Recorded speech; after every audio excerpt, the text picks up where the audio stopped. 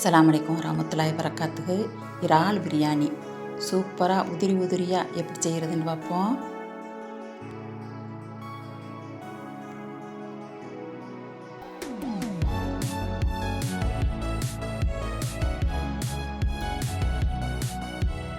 பெரிய இறால் 1/2 கிலோ இறால் எடுத்திருக்குது. இதை நம்ம பொரிச்சுதான் இப்போ நம்ம பிரியாணி செய்ய போகிறோம். இப்போ இதுக்கு மசாலா தடவி வைக்கணும். காஷ்மீர் மிளகாய்த்தூள் 1 ஸ்பூனு, 1/2 ஸ்பூன் இஞ்சி பூண்டு பேஸ்ட்டு, 1 ஸ்பூன் மஞ்சத்தூள், தேவையான அளவு உப்பு போட்டு பெதறி வச்சிடணும். இப்போ பிரியாணியை தாளிக்கிறதுக்கு 5 பெரிய வெங்காயம், பெரிய தக்காளி பழத்தில் 3, ஒரு கைப்பொடி அளவு புதினா, மல்லி, 4 பச்சை மிளகா எல்லாத்தையும் பொடிசாக நறுக்கிக்கிறணும். இப்போ ஒரு சட்டி அடுப்பில் வச்சுட்டு கொஞ்சமாக எண்ணெய் ஊற்றி நம்ம நறுக்கி வச்சிருக்கிற வெங்காயத்தில் பாதியை பொன்னிறமாக பொரிச்சு எடுத்துக்கிறணும்.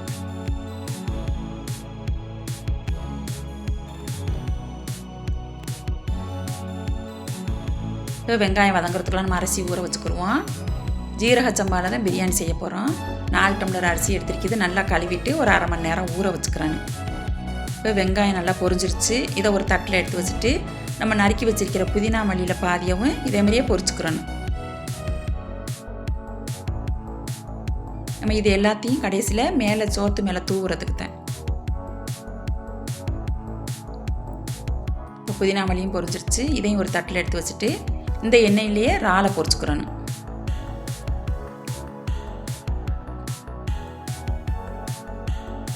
இறால் ரொம்ப பொரிய தேவையில்லை, அரை பொரியலாக பொரிஞ்சா போதும்.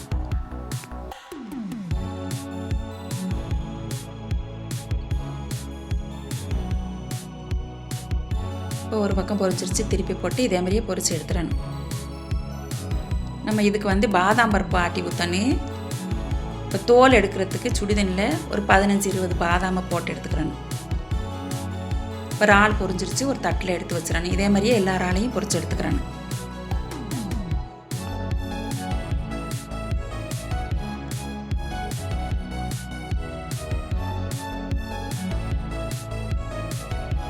இப்போ தண்ணியை ஆஃப் பண்ணிவிட்டு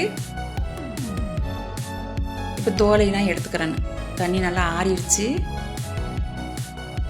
இப்போ மிக்ஸி ஜாரில் போட்டு நைஸாக அரைச்சிக்கிறேன்னு. தண்ணி ஊற்றி அரைச்சிக்கிறேன்னு.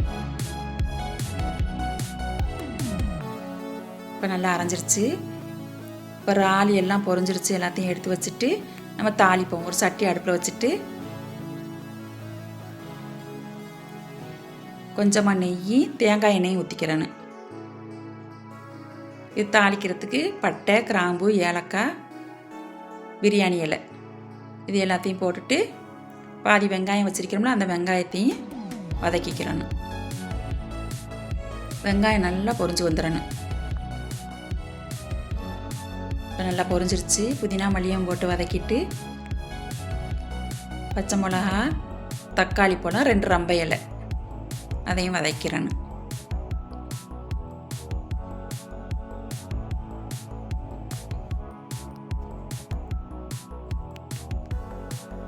இப்போ எல்லாம் நல்லா வதங்கிருச்சு.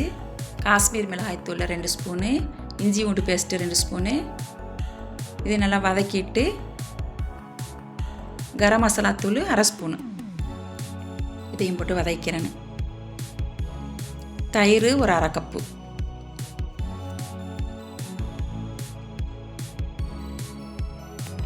நல்லா வதக்கி விட்டுட்டு சிம்மில் வச்சு மூடி போட்டு ஒரு 5 நிமிஷம் எண்ணெய் பிரிஞ்சு வர வரைக்கும் மூடி வச்சிடணும். இப்போ நம்ம 1 டம்ளர் அரிசிக்கு 1.25 டம்ளர்னு கணக்கெடுத்து தண்ணி அளந்துக்கிறேன்னு. இப்போ பாதாம் பருப்பு ஆட்டி வச்சுருக்கோம்ல அதோடு சேர்த்து அளந்துக்கிறேன்னு. இப்போ நான் 4 டம்ளர் அரிசிக்கு 6 டம்ளர் தண்ணி. இப்போ நல்லா எண்ணெய் பிரிஞ்சு வந்துருச்சு. நம்ம அளந்து வச்சுருக்கிற தண்ணியை ஊற்றி தேவையான அளவு உப்பு போட்டு நம்ம மூடி போட்டு நல்லா கொதிக்க வச்சிடணும்.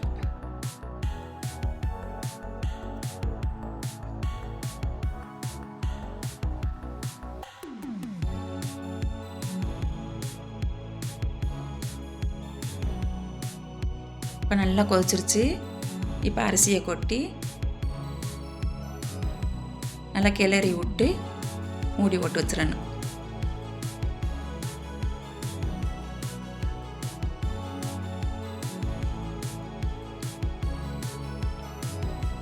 இப்போ நல்லா தண்ணி வற்றிருச்சு. இப்போ தான் இறாலை போடணும். நல்லா கிளறி விட்டுட்டு இறாலை போட்டு தம் போட்டுறணும் இதோட.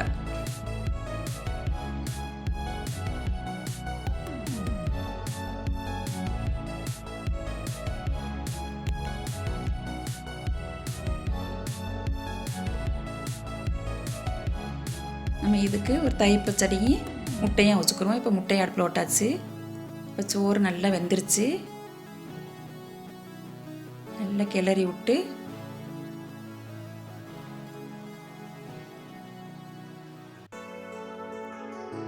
இப்போ மேலே பொரிச்சு வச்சிருக்கிற வெங்காயம், புதினா, மல்லி எல்லாத்தையும் தூவி விட்டு மூடி வச்சிடணும். ஒரு 5 நிமிஷம் மூடி வச்சிடணும்.